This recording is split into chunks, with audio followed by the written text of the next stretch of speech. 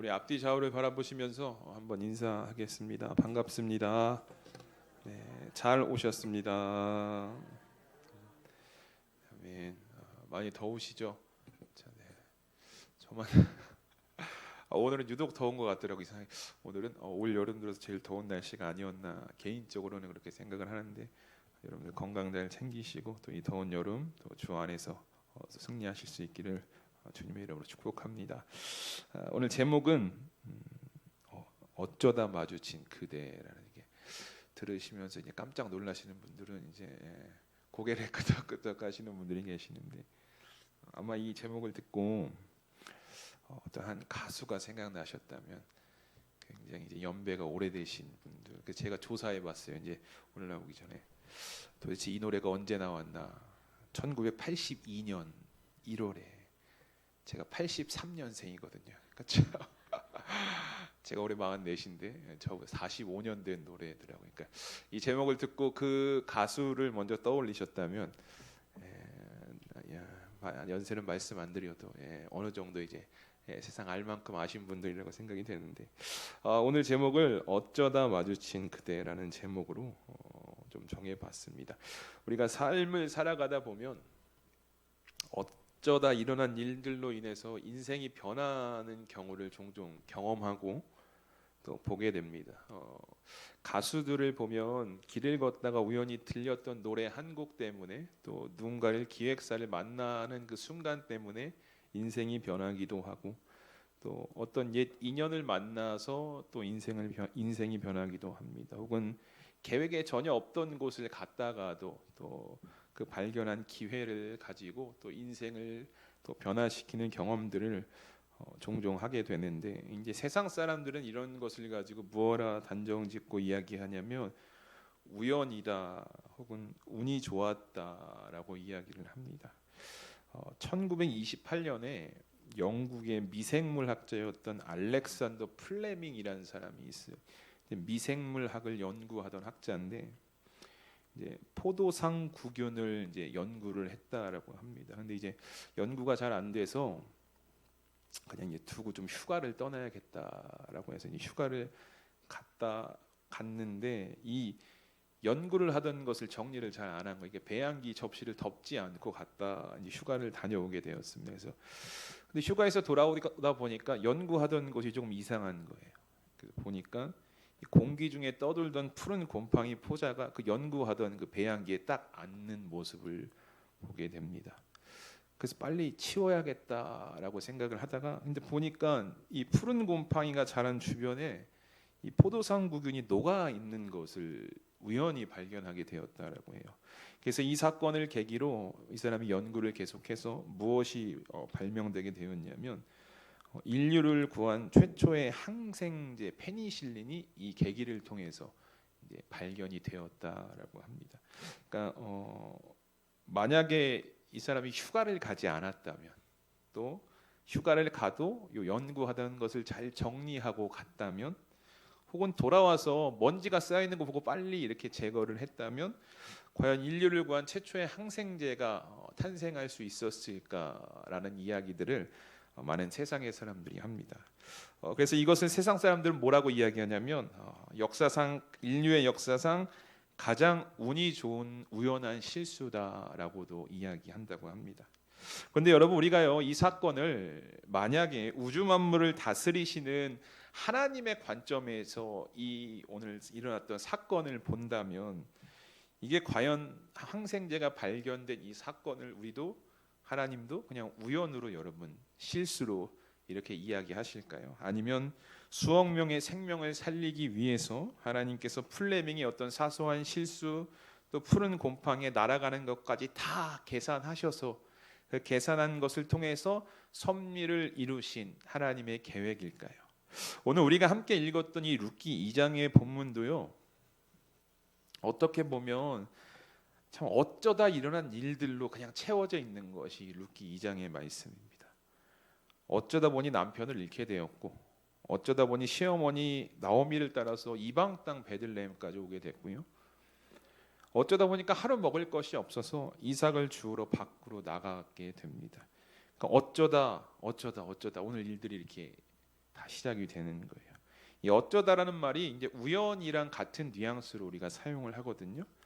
근데 여러분 이게 세상에서 사용하는 말이잖아요. 우연히 이루어졌다, 어쩌다 이루어졌다. 그런데 오늘 성경에서도 보면요, 이 하나님의 말씀을 기록한 성경임에도 불구하고 아이러니하게도 이 인간적 관점에서 이야기하고 있는 우연히 어쩌다 보니 일어난 이 일에 관한 그 단어를 지금 사용하고 있는 것을 우리가 보게 됩니다. 여러분 3절을 보시면 이렇게 이야기하거든요. 룻이 가서 베는 잔을 따라 밭에서 이삭을 줍는데 우연히 엘리멜렉의 친족 보아스에게 속한 밭에 이르렀더라. 아멘. 성경도 우연이라고 이야기를 하고 있어요. 우연히. 그런데 여러분 이 단어가 세상에서만 사용하는 단어 아닙니까? 우연히 이루어졌다. 우리가 예수 믿는데 예수 믿는 사람들이 모여서 만약에 이제 목장 모임을 하는데 지난주에 내가 우연히 이러면 어때요? 주변에서 눈총을 주죠. 세상에 우연이 어딨냐고. 예수 믿는 사람이 그런 말 써도 되냐고. 근데 성경에 이렇게 쓰여져 있다라는 거예요. 우연이라는 말이.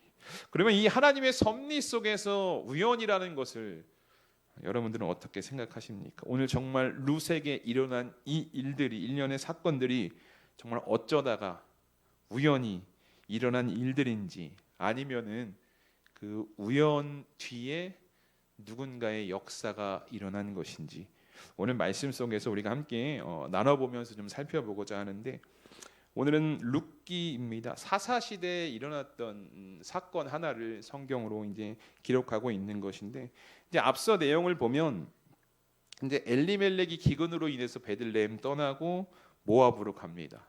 근데 이제 그곳에서 엘리멜렉은 죽고 또 두 아들도 그곳에서 죽게 됩니다. 그 누구만 남았냐면 나오미 또 두 자부인 룻과 오르바만 남게 됩니다. 나오미가 거기서 더 이상 살 이유가 없는 거예요. 모압 땅에서 남편도 아들도 이제 잃었기 때문에 그래서 이제 다시 베들레헴으로 돌아가야겠다라는 결정을 하고 두 자부에게 자유를 줍니다. 가서 다시 너희 고향으로 돌아가서 살아라. 그래서 오르바는 한참을 고민합니다. 둘 다 룻과 오르바는 어쨌든 이제 결정을 하고 자신의 고향으로 돌아갔지만 룻은 돌아가지 않죠. 어머니의 하나님이 나의 하나님이 됩니다라는 고백을 가지고 베들레헴으로 끝까지 따라오게 됩니다. 이것이 이제 우리가 읽지 않았지만 앞서 나오는 룻기 1장의 내용이거든요. 근데 오늘 본문인 룻기 2장은 이 나오미와 룻이 베들레헴에 돌아온 뒤에 일어난 사건을 기록하고 있는데 근데 성경은 베들레헴에서의 이야기를 시작하는 이 첫 단락에서 아주 중요한 정보를 하나 이 독자들에게 제공을 하는데요. 오늘 우리가 읽었던 2장 1절을 보시면 성경은 이렇게 말씀하고 있습니다. 우리 한 목소리로 함께 읽도록 하겠습니다. 시작. 나오미의 남편 엘리멜렉의 친족으로 아멘. 베들레헴에서의 시작될 이야기의 첫 대목이 뭐냐? 보아스라는 사람을 소개하고 있다라는 거예요. 근데 우리가 여기서 눈여겨봐야 될 것이 엘리멜렉의 친족이었다라고 이야기를 하죠. 이제 친척 관계입니다. 그런 의미도 있지만 이제 히브리어로 보면 이 친척 관계, 친족이라는 말은요 알다라는 의미가 있어요. 알다라는 야다에서 파생된 단어가 이제 히브리어 단어인데 그러니까 아는 사람이란 뜻인 거예요. 친족은 아는 사람. 그런데 이게 단순히 그냥 내가 이 사람의 이름을 알고 어디 사는지 알고 이 정도가 아니라 인격적, 경험적인 관계를 이야기하고 있습니다. 즉 우리가 부부의 친밀감을 표현할 때 안다라고 이야기하는 것처럼 이 삶을 공유하고 서로에 대한 책임을 지는 관계를 알다. 그래서 친족이란 말로 사용을 하고 있다는 거예요. 그러니까 이 보아스를 소개할 때 엘리멜렉의 친족, 엘리멜렉의 아는 자가 아니라 그와 많은 것을 공유했고 또 그의 모든 것을 책임질 정도의 관계였다라고 성경은 그렇게 시작을 하고 있다는 거예요. 그러면 여러분 왜 성경이 나오미와 룻이 베들레헴으로 돌아와서 이제 펼쳐질 이야기에 앞서서 왜 엘리멜렉의 친족 보아스에 관한 소개를 하고 있는가? 여러분 우리가요 유튜브 같은 데 보면 이제 드라마나 영화 같은 거를 이제 간략하게 줄여서 한 15분 정도 내외 이렇게 요약해서 보여주는 채널들이 종종 있게 됩니다. 그래서 그거에 맞들린 분들은 영화 길게 못 봅니다. 그냥 정리되어 있는 거 딱딱 보게 되는데, 근데 그런 채널들 중에 어떤 특징이 있냐면 어떤 채널은요 제목만 그냥 딱 나와 있는 것이 있어요. 그리고 어떤 채널은 제목 뒤에 이런 게 포함되어 있습니다. 결말이 포함되어 있다. 혹은 스포주의 이런 얘기가 써 있어요. 이 안에 이 영상을 보면 짧은 영상 요약한 거지만 앞서 제목만 있는 건 결말이 들어있지 않은 거예요. 그러니까 이거를 봐도 이 내용이 어떻게 끝나는지 알지 못하는 거예요. 그런데 이 뒤에 이제 결말이 포함되어 있다거나 스포를 주의해야 된다라고 하는 것은 이 안에 결말이 다 포함되어 있는 거예요. 그러니까 여러분 영상 보실 때 요약된 영상을 보실 때 결말이 궁금하시다면 뒤에 이제 적혀 있는 것들을 보시면 되고 나는 결말은 내가 다시 시청하겠다라고 하신다면 앞에 것을 보시면 되는데 이 오늘 보아스의 등장 역시요 어떻게 보면 하나님께서 이 룻기 저자를 통해서 스포일러 이 결말에 대한 이 관점을 공유하신 거다라고 우리가 보게 됩니다. 그러니까는 중요 사항을 하나님께서 이 보아스의 등장 이 룻기 초반에 딱 유출을 시키신 거예요. 사실 아직까지요 이 룻과 보아스는 전혀 일명식도 없는 모르는 관계거든요. 그러니까 알 수 없는 관계였다는 거죠. 그러니까 룻은 단지 그냥 지금 굶어 죽지 않기 위해서 바쁘게 일하는 모습이 비춰지고 있지만 중요한 것은 하나님께서는 이 상황 속에서도 이미 계획하시고 일하고 계시다라는 것을 이 보아스의 등장을 통해서 하나님께서 복선으로 보여주고 계십니다. 이것이요 하나님께서 일하시는 방법이다라는 거죠. 우리 사랑하는 성도 여러분, 오늘 보아스의 등장은요 오늘을 살아가는 우리에게 정말 때때로 위로의 메시지를 주는데 우리는 종종 인생을 살아가면서 참 힘든 순간들을 경험합니다. 물론 오늘 룻과 같이 정말 먹을 게 없어서 막 몸부림치는 그런 어려움은 아니겠지만 그래도 종종 살아가다 보면 많은 어떤 어려움들, 고난들이 찾아와서 우리를 막 벼랑 끝으로 내모는 순간들 우리가 경험하게 된다는 거예요. 내 힘으로는 도저히 헤쳐나가기 어려운 순간들, 그런 상황들 마주하게 되면 여러분 어떻습니까? 가장 먼저 우리가 찾아오게 되는 것이 낙심입니다. 마음이 흔들려 떨어진다는 것이죠. 그런데 오늘은요, 오늘 성경은 우리에게 무엇을 이야기하고 있냐면 우리의 인생은 우리가 이제 끝이다, 그만해야겠다 이렇게 해서 끝나지 않는다라는 것을 우리에게 말씀하고 있는 거예요. 내가 포기해도요 우리의 인생은 포기되지 않는 인생이다라는 것을 오늘 성경이 우리에게 말씀하고 있는 것입니다. 나는 더 이상 할 수 있는 게 없다라고 해도요 우리 인생이 끝나지 않는다라는 거예요. 왜냐? 오늘 루시 인생에 어떻게 보면 정말 끝난 거거든요. 아무 비전도 없거든요. 하루 먹고 살 게 없어서 몸부림쳐야 되는 인생이었거든요. 그런데 그 몸부림치는 인생의 이야기가 시작되기 전에 하나님께서 무엇을 이야기하시느냐? 내가 준비한 게 있다는 걸 보여주시는 거예요. 내가 예비한 게 있다는 걸 보여주시는 거예요. 너는 끝났다, 어렵다라고 생각할지 모르겠지만 나는 준비하고 계획된 나의 계획이 있다는 것을 이 보아스라는 복선을 통해서 하나님께서 오늘 우리에게 보여주고 계시다라는 것입니다. 여전히 내가 일하고 있어. 이거를 보아스라는 존재를 통해서 각인시켜 주시는 것입니다. 내가 알지 못해도, 깨닫지 못해도, 기도할 힘조차 없어서 기도하지 못할 그 순간에도 하나님께서는 나의 삶의 무대 뒤에서 일하고 계신다라는 것을 믿으시는 우리 성도님들이 되시기를 주님의 이름으로 축복합니다. 루시오 몰랐잖아요. 보아스의 존재 지금 몰라요. 2장 1절에서는. 누군지도 모르고 어떻게 살아가야 될지 모르는 그 상황 속에서도 하나님께서 일하고 계시다라는 것을 우리가 성경을 통해 고백하게 된다는 것이. 여러분 우리는요, 우리가 보는 인생의 화면은요 어디에 집중되어 있냐면 현재에 집중되어 있어요. 오늘 딱 집중돼요. 그러니까 요 프레임 안에 딱 갇혀서 우리는 살아가는 거죠. 근데 하나님의 화면은 우리가 보는 화면이랑은 조금 다릅니다. 지금 저 스크린 보시면 저만 나오겠지만 이게 우리가 보는 화면이 저거라면 하나님은요 이 옆에 보이지 않는 것까지 다 보신다라는 거예요. 그게 뭐냐? 미래도 보시고 더 나아가서는 영혼까지 다 아우를 수 있는 거대한 풀 스크린을 가지고 계신 분이 바로 우리의 하나님이 되신다라는 것입니다. 그러니까 나는 요거밖에 안 보일 수 있어요. 우리의 시각은 요거 지금 제가 나오는 요 스크린 딱. 근데 하나님은 요 보이지 않는 부분까지 다 보고 계시기 때문에 내가 모른다고 해서 하나님이 일하지 않는다라는 건 아니에요. 나는 여기에 갇혀 있기 때문에 이것만 보지만 요 밖에서 지금도 하나님은 살아서 역사하시는 분이신 줄 믿으시는 여러분들 되시길 주님의 이름으로 축복합니다. 그러니까 보이지 않는다고 좌절할 필요 없어요. 하나님이 살아계시는가 의심이 돼도요 좌절할 필요가 없어요. 하나님의 계획은 멈추지 않는다라는 거예요. 아무 소망이 없고 정말 끝이라고는 생각이 찾아올 때도 그래서 우리는 낙심하거나 포기하지 않아야 되는 것입니다. 로마서 8장 28절에 이렇게 이야기합니다. 우리가 알거니와 하나님을 사랑하는 자 곧 그의 뜻대로 부르심을 입은 자들에게는 모든 것이 합력하여 선을 이루느니라. 아멘. 이게 하나님의 일하시는 방법이에요. 보이진 않지만 보이지 않은 손길로 오늘도 여전히 우리의 삶을, 우리의 일상을 빚어가시면서 완벽하게 일하시는 그 하나님을 신뢰하심으로 다시 한번 담대히 세상 앞에 쫄지 말고요, 담대히 세상을 향해 믿음의 걸음을 한 걸음 내디딜 수 있는 여러분들 되시길 주님의 이름으로 축복합니다. 이렇게 성경은요, 오늘 사건이 시작되기도 전에 보아스라는 존재를 딱 등장시켜요. 하나님이 일하신다, 하나님이 계획이 있다는 걸 보여주는 거예요. 그런데 여러분, 아이러니하죠. 보아스의 등장은 하나님의 일하심이거든요. 하나님께서 준비하고 계신다, 하나님의 역사인데, 그런데 3절에서는 어쩌다 마주친 그냥 그 모습을 지금 그리고 있다는 거예요.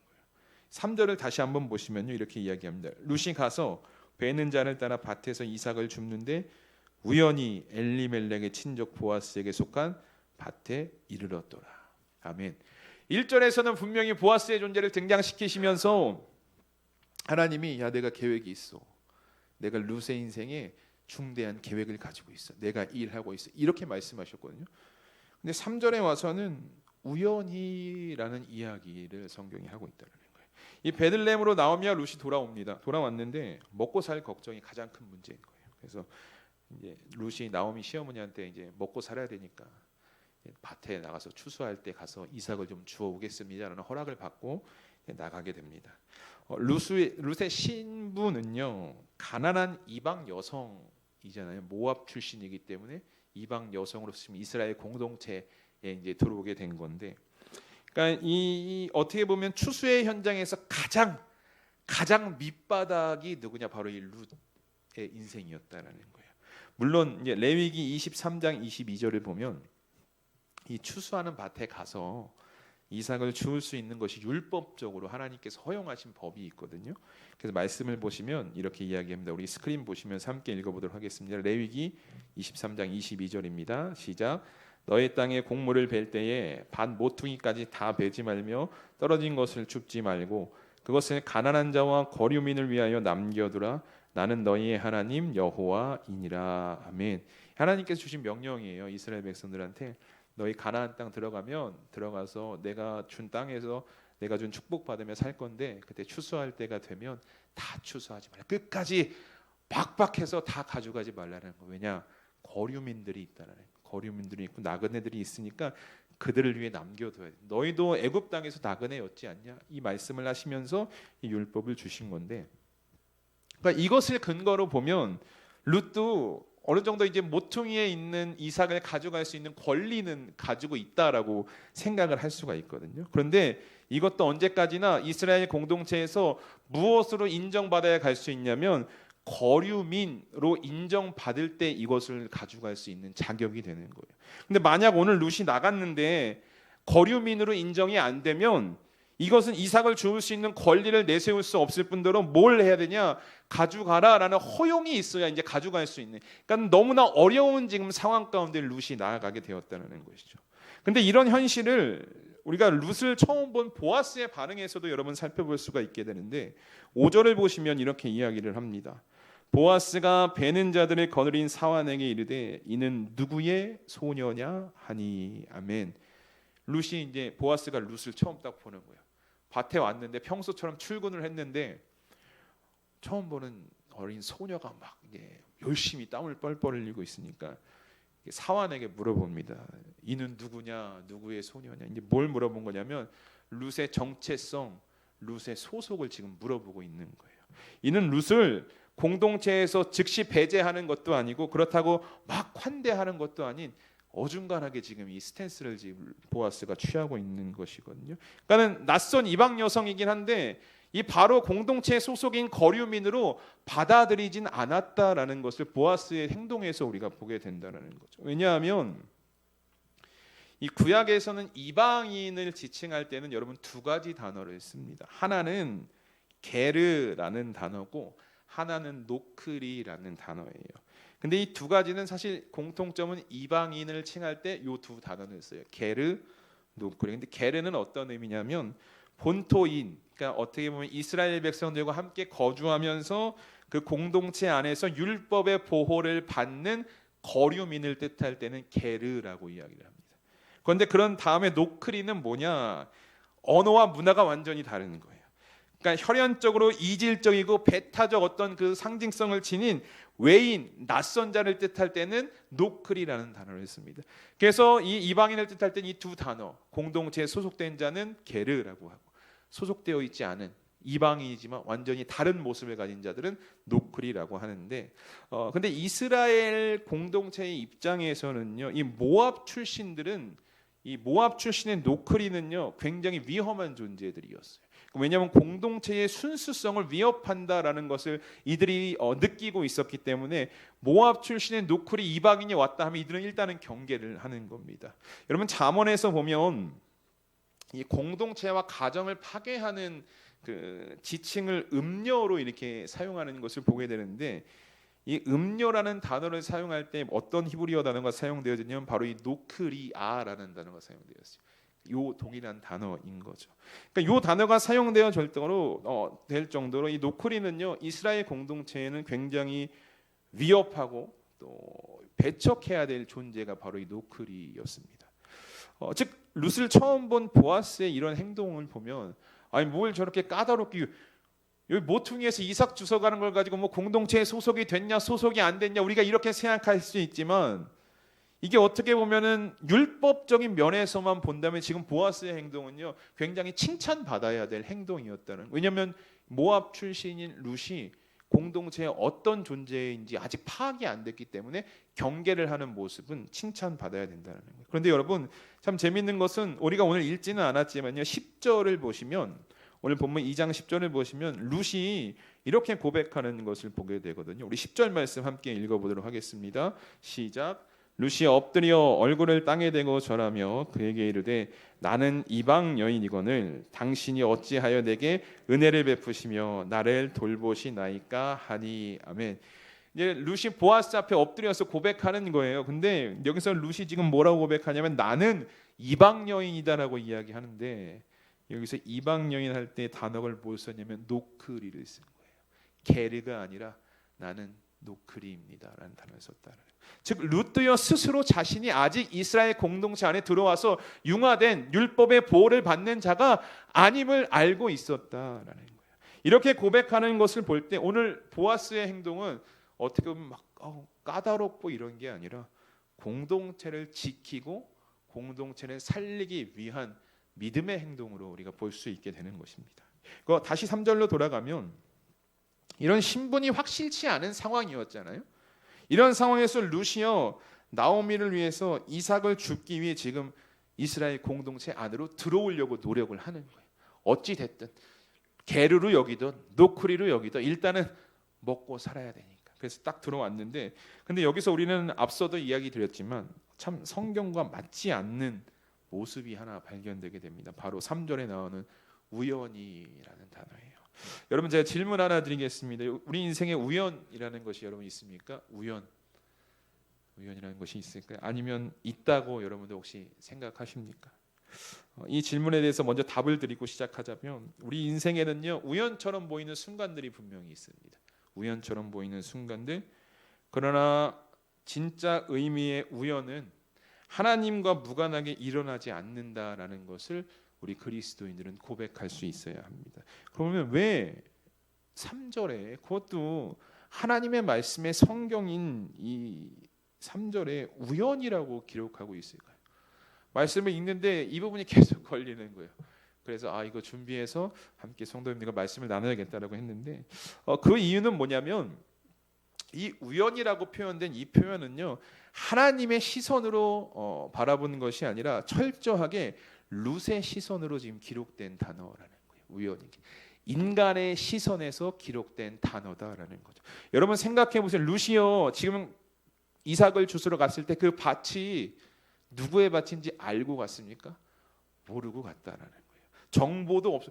누가 알려줘요? 지금 나오미랑 함께 돌아온 지 얼마 안 됐는데 모압 사람이고 아직도 게르인지 노쿨인지 파악이 안 된 상태인데 누가 루세에 가서 야 저기 보아스의 밭이 있으니까 저 사람은 참 인자한 사람이니까 가서 저기서 이렇게 정보도 없었다는 계획도 없었고 그냥 이삭을 줄 수 있는 곳이 어딘가 해서 사람들 따라갔더니 가보니까 보아스의 밭에 머물르게 되었다는 거예요. 아무런 의도도 없었고 목적도 없었다는 거예요. 그래서 성경은 룻이 경험한 그대로를 기록하고 있는 건데 그게 바로 뭐냐? 우연히 들어갔다라는 거예요.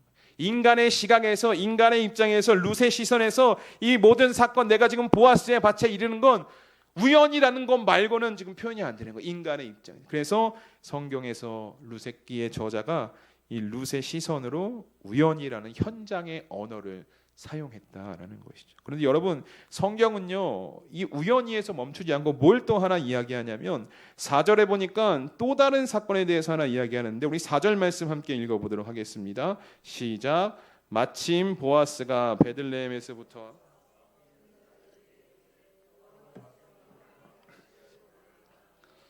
그들이 대답하되 여호와께서 당신에게 복 주시기를 원하나이다 하니라. 아멘. 여러분가 4절에서 주목해야 될 것이 뭐냐면 룻은 오늘 자신이 어느 밭으로 나갈지 몰랐어요. 그냥 먹고 살기 위해서 나와서 갔더니 보아스의 밭에 이르렀던 거고 그리고 보아스도 오늘 어린 모압 소녀를 만나야겠다라고 나오지 않았다라는 거예요. 그냥 서로 전혀 의식도 못했고 그냥 각자의 삶의 자리에서 하루의 삶을 시작하고 움직였다라는 거죠. 근데 그 두 개의 독립적인 화면이 딱 합쳐지는 장면이 바로 4절의 화면이다라는 거예요. 그러니까는 아무 상관없어 보이던 서로의 발걸음이 딱 합쳐진 장면이 바로 이제 4절의 마침이라는 단어입니다. 이 마침이라는 단어를 히브리어 뜻으로 어떤 의미냐면 자 보라 보아스가 등장한다 이런 의미가 있어요. 소개하는 의미거든요. 그러니까 우리가 기억해야 할 것은 이 지점인 거예요. 3절의 우연히와 4절의 마침이 이렇게 3절과 4절에 붙어 있다는 것은 이것이 오늘 본문에서 우리에게 분명히 하고자 하는 이야기가 있다는 거죠. 룻의 눈에는요 우연이에요. 이것 말고는 내가 지금 설명할 게 없어요. 우연이고 보아스의 등장도 여느 날과 다르지 않았어요. 그냥 밭에 일하러 온 사람들이 얼마나 열심히 하는가 어떻게 보면 오늘날로 이야기하자면 출근길에 나선 거예요. 그래서 밭을 자기가 관리하는 밭을 간 건데 이 두 개의 우연이 정확히 같은 시간에 그리고 정확히 같은 장소에 맞물리는 것을 성경이 오늘 우리에게 보여주고 있다라는 것이죠. 그러면서 무엇을 이야기하고자 하는 걸까요? 우연과 마침이 두 가지의 우연이 합쳐져서 하나의 딱 사건이 등장했는데 그러면 성경이 왜 오늘 이것을 우리에게 보여주고자 하는가? 이 일은 보아스와 룻이 만난 것은 우연이 아니다라는 거예요. 이 두 사람의 만나면 오늘 제목처럼 어쩌다 마주친 그대가 아니라 계획이 있다라고 오늘 성경이 분명히 우리에게 말씀하고 있는 것입니다. 서로 약속하지 않은 두 사람이잖아요. 각자의 길을 가다가 정확히 같은 시간에 정확히 같은 장소에서 마주쳤다면 우리는 그것을 더 이상 운으로 부르기 어렵다라는 것이죠.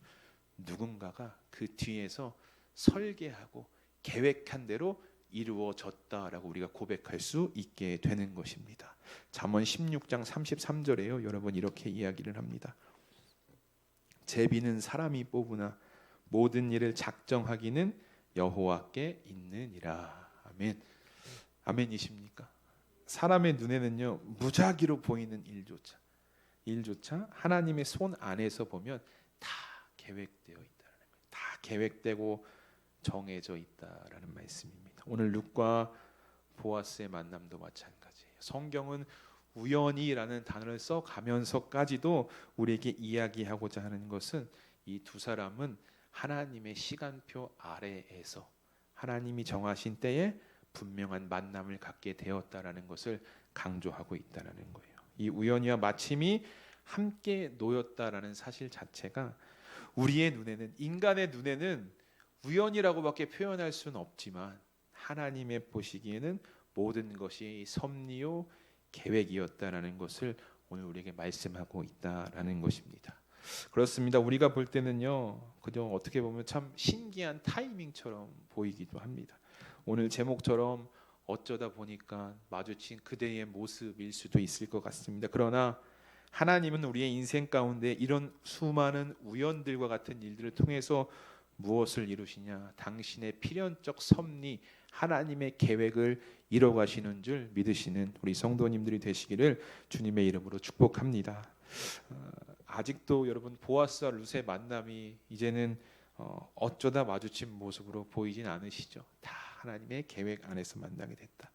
그러면 옆에 앉은 우리 성도님 한번 바라보세요. 바라보십시오. 어쩌다 마주친 성도님이 아니라는 거예요. 오늘 우리가 우리 울산 수함교회에 모여서 함께 예배하며 함께 동역자로서 신앙생활을 이어가는 것은 어쩌다 내가 남편 따라 울산 왔다가 이렇게 된 일이 아니라 하나님께서 창세 전부터 다 택하시고 계획하셔서 하나의 공동체로 부르신 줄 믿으시기 바랍니다. 그런데 우리 여기에 말씀 속에서요 한 가지 더 은혜가 되는 부분이 있습니다. 오늘 룻과 보아스의 만남을 보면요 성경에 참 많은 이야기가 여러분 기록되어져 있거든요. 근데 오늘 룻과 보아스의 만남은 정말 지극히 평범한 이야기 아닙니까? 지극히 평범한 우리 일상에서도 일어날 수 있는 일 보세요. 이게 하나님이 전면에 지금 나타나지 않으시거든요. 오늘 말씀을 보면 하나님이 나타나지 않아요.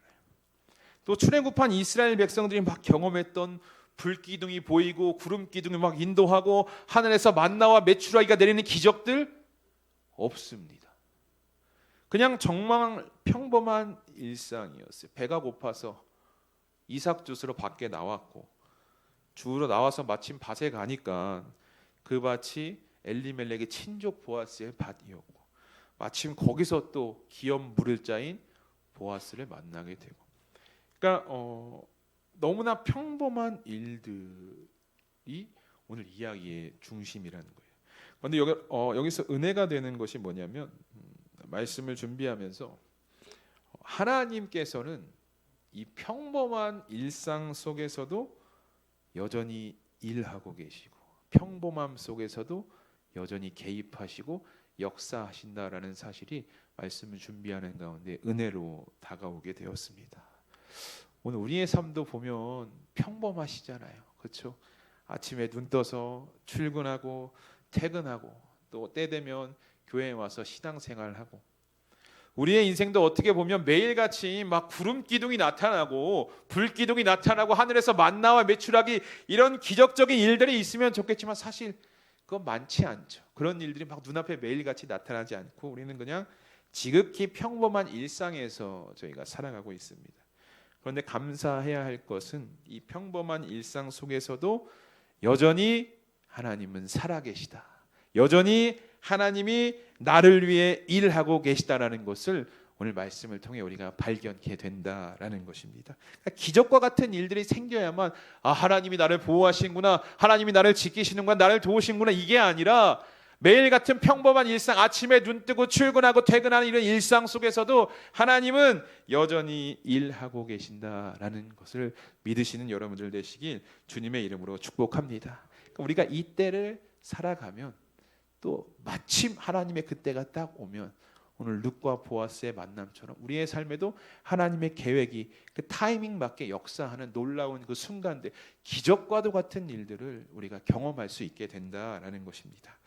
그래서 우리는 룻과 보아스의 이야기 가운데 나타난 하나님의 섭리를 그 평범한 삶에 우리의 삶에 적용시키실 수 있어야 돼요. 그냥 룻과 보아스가 그렇게 만났구나가 아니라 우리의 삶에도 오늘 나의 하루의 삶 속에서도 하나님이 일하고 계셨구나라는 것을 고백하실 수 있어야 한다라는 것입니다.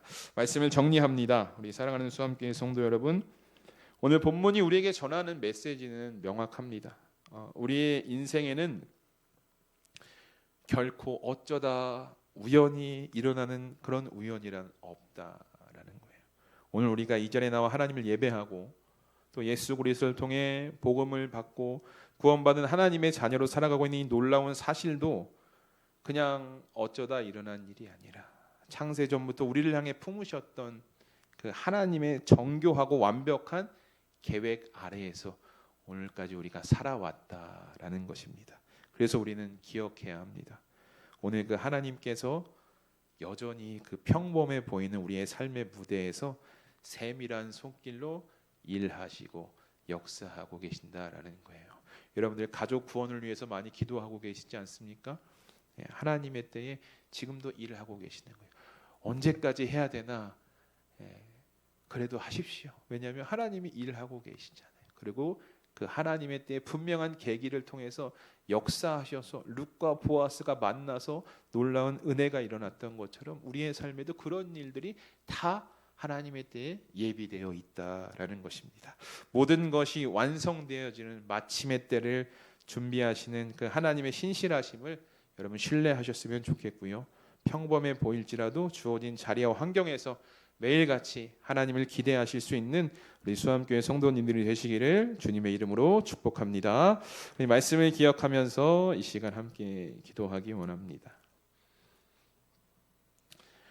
오늘 말씀을 통해서 우리가 기억하고자 하는 것은 하나님은 어제도 오늘도 그리고 내일도 지극히 평범해 보이는 우리의 삶에서 여전히 열심히 일하고 계신다라는 사실입니다.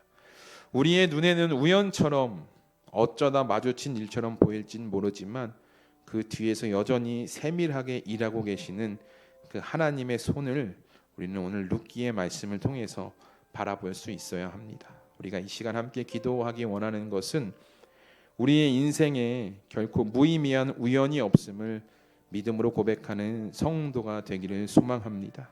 우연이 아닌 하나님의 섭리를 인정하며 그분의 인도하심에 순종하는 성도로 살아가게 하여 주시옵소서.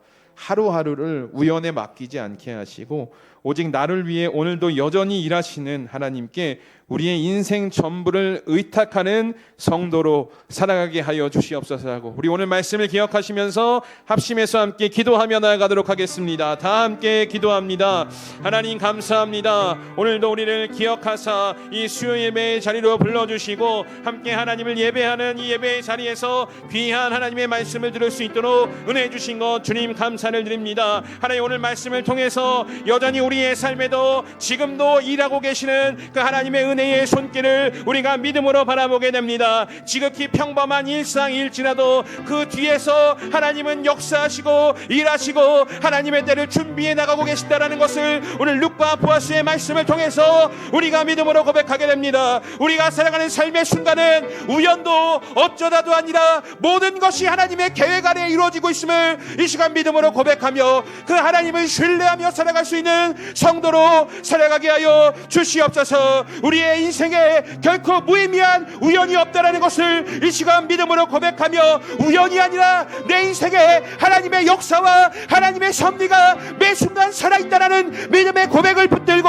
하루하루의 삶을 살아갈 수 있는 우리의 성도들이 되게 하여 주시옵소서. 그 하나님의 인도하심과 그 하나님의 일하심을 믿음으로 붙들고 각자의 자리에서 하나님의 때를 기다리며 순종의 자리로 나아가는 저희들이 되기를 소망합니다. 우리의 마음을 주장하여 주시고 우리의 삶을 주장하여 주셔서 그 하나님을 온전히 붙드는 하나님의 일하심을 기대하는 삶으로 나아갈 수 있도록 하나님 인도하여 주시옵소서. 지금도 우리 가족들의 구원을 위해 하나님 기도하며 열심히 노력합니다. 그 보이지 않는 곳에서 일하신 하나님을 기대하며 하나님의 때를 잠잠히 기다립니다. 하나님 우리 사랑하는 가족들 기억하여 주시고 그들의 삶 가운데에 구원의 역사, 복음의 역사, 창세절에 하나님께서 택하신 그 믿음의 은혜가 그들의 삶 가운데에 미쳐 그들의 복음 듣고 구원의 자리로 나올 수 있는 그 하나님의 때를 성실히 준비하며 기다릴 수 있는 저희들이 되게 하여 주시옵소서. 오늘 이 말씀을 믿음으로 붙들고 소망을 가지고 살아가는 성도의 삶이 되게 하여 주시옵소서.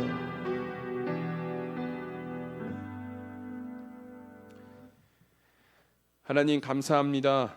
연일 무더운 날씨 속에서도 건강으로 지켜주시고 수요 예배로 함께 모여 이 시간 예배하며 살아계신 하나님의 말씀을 들을 수 있도록 은혜 허락하여 주시니 감사를 드립니다. 오늘 룻기 말씀 함께 나누며 우리의 인생에 일어나는 모든 일들이 그저 어쩌다 마주친 우연이 아니라 하나님의 세밀하고 완벽한 섭리의 계획 아래에 있었음을 다시금 고백하게 됩니다. 그러나 이런 은혜를 누리며 살아가고 있었음에도 당장의 현실 앞에 하나님의 손길을 깨닫지 못하고 세상 사람들과 같이 낙심하며 살아왔던 우리의 연약함들이 있었습니다. 우리의 연약함을 이 시간 용서하여 주시고 긍휼히 여겨 주시옵소서. 바라기는 아무 소망 없는 절망의 순간에도 하나님은 우리의 삶의 무대 뒤편에서 여전히 나를 위해 일하신다는 사실을 신뢰하는 성도가 되게 하여 주시옵소서. 기적이나 불기둥이 보이지 않는 지극히 평범한 일상 속에서도 여전히 하나님은 살아계시고 역사하고 계심을 믿으며 모든 것이 합력하여 선을 이루게 하시는 하나님만을 기대하는 복된 삶이 되게 하여 주시옵소서. 이 모든 말씀 보이지 않는 손길로 오늘도 우리의 삶을 신실하게 이끌어 가시는 예수 그리스도의 이름으로 감사드리며 기도드립니다.